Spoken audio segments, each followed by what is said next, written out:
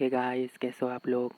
तो guys, last videos में हम लोगों ने रेजोनेंस के जो 6 कंजुगेटेड सिस्टम होते थे उनमें से हमने 4 तो कम्प्लीटली डिस्कस कर लिया था with examples and detailed explanation. आज की इस वीडियो में हम लोग बाकी के जो 2 हमारे लास्ट बच रहे हैं रेजोनेंस के कंजुगेटेड सिस्टम उनको अच्छे से एक्सप्लेन करेंगे। और फिर हम बहुत सारे एग्जांपल्स भी देखने वाले हैं और हम एक छोटा सा टॉपिक कवर करेंगे, इक्वली कंट्रीब्यूटिंग रेजोनेटिंग स्ट्रक्चर। तो आप लोग वीडियो को ध्यान से देखना, हम लोग सारे एक एक करके डिस्कस करते हैं, ठीक है। तो भाई जो केस 5 हमारा है, यहाँ पे देखो, यहाँ पे आपको दिख रहा होगा, यहाँ पे एक लोन पेयर है, फिर एक सिंगल बॉन्ड है और फिर एक वैकेंट ऑर्बिटल है, ठीक है। तो ये कौन सा कॉन्सेप्ट पे बेस होता है? ये बैक बॉन्डिंग पे बेस होता है। आपने केमिकल बॉन्डिंग में पढ़ा होगा बैक बॉन्डिंग क्या होता है। आइए हम लोग देखते हैं। देखना, यहाँ पे एक लोन पेयर है, एक सिग्मा बॉन्ड है उनके बीच और फिर एक वैकेंट ऑर्बिटल है। फिर क्या होता है, ये वाला जो इलेक्ट्रॉन पेयर यहाँ पे एक यहाँ पे आ गया और फिर एक इस ऑर्बिटल में आ गया। अब इन दोनों के बीच में एक पाई बॉन्ड बन रहा है, ठीक है। आप लोग एग्जाम्पल्स के थ्रू देख लेना, आपको बहुत अच्छे से समझ में आ जाएगी, ठीक है। देखना, जो पहला एग्जाम्पल हम लोग देखते हैं CH2+OH। तो देखना, CH2+ मतलब इस कार्बन के पास एक वैकेंट ऑर्बिटल है, बट हमारे ऑक्सीजन के पास में लोन पेयर है। देखो, यही वाला कंजुगेटेड सिस्टम में lone pair, sigma bond, then vacant orbital. तो यहाँ पर भी एक इसके पास वैकेंट ऑर्बिटल है, फिर एक सिंगल बॉन्ड है और फिर ऑक्सीजन के पास लोन पेयर है। तो एक ऐसे रिजोनेंस शो करता है, ऑक्सीजन के पास जो लोन पेयर है वो शिफ्ट हो जाएगा कहाँ पे, यहाँ वाले सिग्मा बॉन्ड पे। तो इनके बीच में तो बन जाएगा डबल बॉन्ड। फिर ऑक्सीजन से इलेक्ट्रॉन चला गया तो ऑक्सीजन पे कौन सा चार्ज आ गया, पॉजिटिव चार्ज, ठीक है। फिर नेक्स्ट वाले एग्जाम्पल पे यहाँ पे CH2 single bond N, then CH3, then H। देखना, CH2+ मतलब वैकेंट ऑर्बिटल है कार्बन के पास और नाइट्रोजन के पास में लोन पेयर। तो नाइट्रोजन के लोन पेयर शिफ्ट हुआ यहाँ पे इसी वाले वैकेंट ऑर्बिटल में। तो इन दोनों के बीच में बन गया डबल बॉन्ड और नाइट्रोजन पे आ गया पॉजिटिव चार्ज। फिर नेक्स्ट एग्जाम्पल में सल्फर के पास जो लोन पेयर है वो शिफ्ट हो गया कार्बन के पास, इन दोनों के बीच में बन गया डबल बॉन्ड। सल्फर से शिफ्ट हुआ था इलेक्ट्रॉन पेयर, तो सल्फर पे आ गया पॉजिटिव चार्ज। नेक्स्ट में जो NH2BH2 है, देखना NH2 के पास तो लोन पेयर है, लेकिन देखो यहाँ पे BH2 मतलब यहाँ पे बोरोन ने कितने बॉन्ड फॉर्मेशन किया है, एक तो NH2 के साथ और 2 हाइड्रोजन के साथ बॉन्डेड है। तो इसने टोटल 3 बॉन्ड फॉर्मेशन किया है। एक बॉन्ड पे होते हैं 2 इलेक्ट्रॉन, तो 3 बॉन्ड मतलब टोटल 6 इलेक्ट्रॉन। और ऑक्टेट कंप्लीट होने के लिए हमको कितने इलेक्ट्रॉन चाहिए, 8 इलेक्ट्रॉन चाहिए, बट इसके पास ये कितना 6, मतलब इसको 2 और इलेक्ट्रॉन की कमी है, मतलब इसके पास एक वैकेंट ऑर्बिटल है। तो BH2 के पास एक वैकेंट ऑर्बिटल है, बट हमारे NH2 के पास एक लोन पेयर है। तो NH2 के पास जो लोन पेयर है वो शिफ्ट हो जाएगा कहाँ पे, BH2 के वैकेंट ऑर्बिटल में। तो इन दोनों के बीच में बन जाएगा डबल बॉन्ड। और देखना, नाइट्रोजन से इलेक्ट्रॉन पेयर शिफ्ट हुआ था, इसीलिए नाइट्रोजन पे आ गया पॉजिटिव चार्ज, और शिफ्ट हुआ था किस पे, बोरोन पे, तो बोरोन पे आ गया नेगेटिव चार्ज। और इन दोनों के बीच में बन गया डबल बॉन्ड क्योंकि इलेक्ट्रॉन पेयर शिफ्ट हुआ था, ठीक है।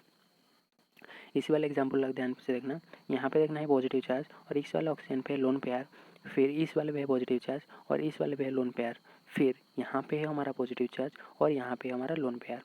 तो यहाँ पे जो लोन पेयर है वो शिफ्ट हो जाएगा यहाँ पे, नहीं तो हम लोग ऐसे भी कर सकते हैं, ये वाला शिफ्ट हो जाएगा मानो यहाँ पे, ठीक है। तो यहाँ पे तो आ गया पॉजिटिव चार्ज और यहाँ पे शिफ्ट होता है, तो इन दोनों के बीच में ये बन गया डबल बॉन्ड। फिर इस वाला ऑक्सीजन पे जो लोन पेयर है वो शिफ्ट हो गया यहाँ पे, तो इन दोनों के बीच में आ गया डबल बॉन्ड और इस वाला ऑक्सीजन पे आ गया पॉजिटिव चार्ज।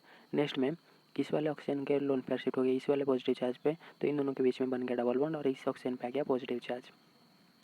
ये वाला एग्जांपल में आप लोग देखना, ये ऑक्सीजन के पास यहाँ पे लोन पेयर है और यहाँ पे ये कार्बन पे पॉजिटिव चार्ज है। तो ऑक्सीजन के पास जो लोन पेयर है वो शिफ्ट हो गया यहाँ पे, इन दोनों के बीच में बन गया डबल बॉन्ड और हमारा ऑक्सीजन पे आ गया कौन सा चार्ज, पॉजिटिव चार्ज।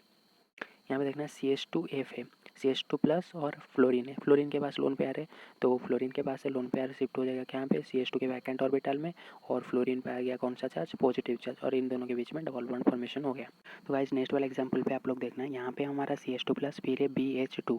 तो मैंने बताया था यहाँ पे BH2 के पास कौन सा ऑर्बिटल होता है, एक वैकेंट ऑर्बिटल होता है। क्यों? क्योंकि इसने 3 बॉन्ड फॉर्मेशन किया है, मतलब इसके पास 6 इलेक्ट्रॉन है, बट ऑक्टेट कंप्लीट के लिए इसको और 2 इलेक्ट्रॉन चाहिए, तो इसके पास एक वैकेंट वैकेंट ऑर्बिटल है, ठीक है। तो CH2 के पास जो लोन पेयर है वो कहाँ पे आ जाएगा, यहाँ पे आ जाएगा, तो इन दोनों के बीच में बन गया डबल बॉन्ड और इलेक्ट्रॉन पेयर शिफ्ट हुआ था बोरोन पे, तो बोरोन पे आ गया कहाँ, कौन सा चार्ज, नेगेटिव चार्ज। यहाँ पे देखना N3B3H6 है, ये इनऑर्गेनिक केमिस्ट्री में हम लोग पढ़ते हैं, इसको क्या बोलते हैं, बोराजिन बोलते हैं। बोराजिन का और क्या नाम होता है, इसको इनऑर्गेनिक बेंजीन भी बोला जाता है। क्यों? क्योंकि इसका स्ट्रक्चर बेंजीन के साथ रिजेंबल करता है। कैसे, अगले देखते हैं।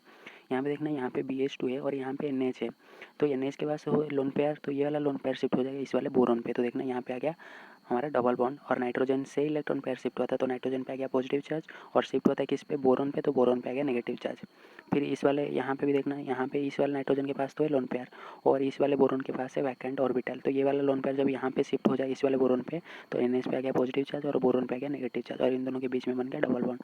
सिमिलरली यहाँ पे जो NH के पास जो लोन पेयर है ये शिफ्ट हो जाए कहाँ पे, इस वाले बोरोन पे, तो इन दोनों के बीच में आ गया डबल बॉन्ड, नाइट्रोजन पे पॉजिटिव चार्ज और बोरोन पे आ गया नेगेटिव चार्ज। तो ये देखना ये स्ट्रक्चर बेंजीन के साथ रिजेंबल करता है, देखना यहाँ पे डबल बॉन्ड है, फिर यहाँ पे और फिर यहाँ पे, हमारा बेंजीन पे भी ऐसे ही स्ट्रक्चर होता है डबल बॉन्ड का पोजीशन। तो N3B3H6 इसको बोरेजन बोलते हैं, और इसको हम और भी क्या बोलते हैं, इनऑर्गेनिक बेंजीन, ठीक है। तो गाइस जो नेक्स्ट और लास्ट हमारा बचता है कंजुगेटेड सिस्टम, इसमें क्या होता है, उसमें एक लोन पेयर होता है और फिर एक सिंगल बॉन्ड होता है और फिर एक वैकेंट डी ऑर्बिटल होता है। इसके थ्रू क्या होता है, ये जो लोन पेयर है ये इस वैकेंट डी ऑर्बिटल के साथ अपने इलेक्ट्रॉन पेयर शेयर करता है और इन दोनों के बीच में एक डबल बॉन्ड फॉर्मेशन होता है। कैसे होता है ये देखते हैं। फर्स्ट ऑफ एग्जाम्पल हम देखते हैं CH2F, CH2 माइनस और F। CH2 के पास देखना तो लोन पेयर है, लेकिन फ्लोरीन के पास क्या वैकेंट डी ऑर्बिटल है, नहीं है। क्यों, क्योंकि ये सेकेंड पीरियड को बिलोंग करता है, और सेकेंड पीरियड में जितने भी एलिमेंट है उनके पास किसी के पास भी डी ऑर्बिटल नहीं होता है। तो देखना fluorine has no vacant d orbital and octet expansion is not possible. तो यहाँ पे क्योंकि वैकेंट डी ऑर्बिटल नहीं है, ये और इलेक्ट्रॉन को अकोमोडेट नहीं कर सकता, इसलिए इसका ऑक्टेट एक्सपेंशन तो हम नहीं कर सकते, तो ये कोई भी रिजोनेंस शो नहीं करेगा।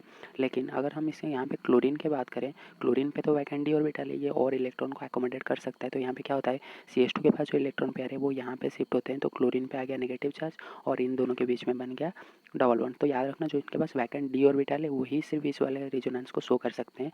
इसके लिए क्या चाहिए, एक लोन पेयर चाहिए, फिर एक सिग्मा बॉन्ड और फिर एक एलिमेंट जिसके पास वैकेंट डी ऑर्बिटल हो। यहाँ पे देखना नेक्स्ट वाले एग्जाम्पल पे यहाँ पे NH2 है, फिर इस Cl के साथ जुड़ा है, तो नाइट्रोजन के पास लोन पेयर है और क्लोरीन के पास वैकेंट डी ऑर्बिटल है। तो नाइट्रोजन के पास जो लोन पेयर है वो शिफ्ट हो जाएगा क्लोरीन पे, तो नाइट्रोजन पे आ गया पॉजिटिव चार्ज और क्लोरीन पे आ गया नेगेटिव चार्ज, और इन दोनों के बीच में फाइनली बन गया डबल बॉन्ड। तो गाइस हमने कंजुगेटेड सिस्टम के मतलब सारा कंजुगेटेड सिस्टम हम डिस्कस कर चुके हैं। टोटल 6 कैटेगरी हम लोग देखें। अगर आप लोग फास्ट 2 वीडियो नहीं देखें तो उन दोनों को देख लीजिएगा, और हमारा सारा कुछ डिस्कस हो गया। नेक्स्ट हम एक छोटा सा टॉपिक डिस्कस करने वाले हैं जो है इक्वली कंट्रीब्यूटिंग रिजोनेटिंग स्ट्रक्चर और अनइक्वली कंट्रीब्यूटिंग रिजोनेटिंग स्ट्रक्चर, दोनों कैसे के कंपाउंड के स्टेबिलिटी को अफेक्ट करते हैं हम लोग देखेंगे, ठीक है। तो गाइस जो भी रिजोनेटिंग स्ट्रक्चर होता है वो दो टाइप के होते हैं, एक है हमारा इक्वली कंट्रीब्यूटिंग और दोनों सेकंड नंबर क्या है, अनइक्वली कंट्रीब्यूटिंग। इसका मतलब क्या है ये देखते हैं। देखिए यहाँ पे HCO3 माइनस का हम लोग ड्रॉ किए रिजोनेटिंग स्ट्रक्चर। यहाँ पे देखना, यहाँ पे इस ऑक्सीजन पे था डबल बॉन्ड और इस ऑक्सीजन के पास आ गया हमारा कौन सा चार्ज, नेगेटिव चार्ज। फिर हम जब इसका रिजोनेटिंग स्ट्रक्चर बनाए, इस ये नेगेटिव चार्ज शिफ्ट हुआ ये वाला ऑक्सीजन पे और ये वाला डबल बॉन्ड शिफ्ट हो गया ये वाला ऑक्सीजन पे। इसके पर क्या हुआ, इस ऑक्सीजन पे तो आ गया हमारा नेगेटिव चार्ज और यहाँ पे आ गया हमारा डबल बॉन्ड। अगर हम इनका रिजोनेटिंग हाइब्रिड बनाए, यहाँ पे देखना, यहाँ पे डबल बॉन्ड का पोजीशन फिक्स नहीं है, ये ऑक्सीजन और ये ऑक्सीजन दोनों के बीच में हम पार्शियल बना रहे हैं ना डबल बॉन्ड, और किसी एक ऑक्सीजन पर तो नहीं है ना फिक्स नेगेटिव चार्ज, यहाँ पे डेल्टा नेगेटिव है और यहाँ पे भी डेल्टा नेगेटिव है। तो क्या होता है ये कि इक्वली कंट्रीब्यूटिंग रिजोनेटिंग स्ट्रक्चर है, मतलब दोनों स्ट्रक्चर एक ही जैसे, मतलब किसी पे भी डबल बॉन्ड फिक्स नहीं और किसी पे नेगेटिव चार्ज भी फिक्स नहीं, तो एक इक्वली कंट्रीब्यूटिंग रिजोनेटिंग स्ट्रक्चर बना रहा है। यहाँ पे देखना CH2 minus C double bond H है, और यहाँ पे जब हम इसका रिजोनेटिंग स्ट्रक्चर बनाएंगे, यहाँ पे इस वाले CH2 पे आ गया डबल बॉन्ड और यहाँ पे ये ऑक्सीजन पे आ गया हमारा कौन सा चार्ज, नेगेटिव चार्ज। तो देखना ये वाले कार्बन पे आ गया हमारा पार्शियल नेगेटिव चार्ज और ये वाला ऑक्सीजन पे आ रहा है हमारा पार्शियल नेगेटिव चार्ज।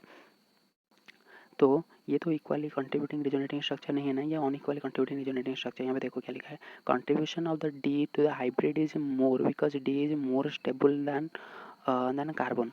देखना ऑक्सीजन पे मोर इलेक्ट्रोनेगेटिव है तो इस पर नेगेटिव चार्ज ज़्यादा स्टेबल है, और कार्बन पे नेगेटिव चार्ज थोड़ा अनस्टेबल है। क्यों, क्योंकि ऑक्सीजन थोड़ा इलेक्ट्रोनेगेटिव है, तो ये इलेक्ट्रॉन को अपने ऊपर एकोमोडेट कर सकता है, तो ये वाला स्ट्रक्चर थोड़ा ज़्यादा स्टेबल बनेगा कंपेयर टू इससे। तो ये तो अनइक्वल कंट्रीब्यूटिंग रिजोनेटिंग स्ट्रक्चर हो गया, इन दोनों का स्टेबिलिटी डिफरेंट हो गया। फिर अगर हम बेंजीन की बात करें, बेंजीन में कितने इक्वल कंट्रीब्यूटिंग रिजोनेटिंग स्ट्रक्चर बनाते हैं, 2। इन दोनों का स्टेबिलिटी और पूरा इक्वल होता है।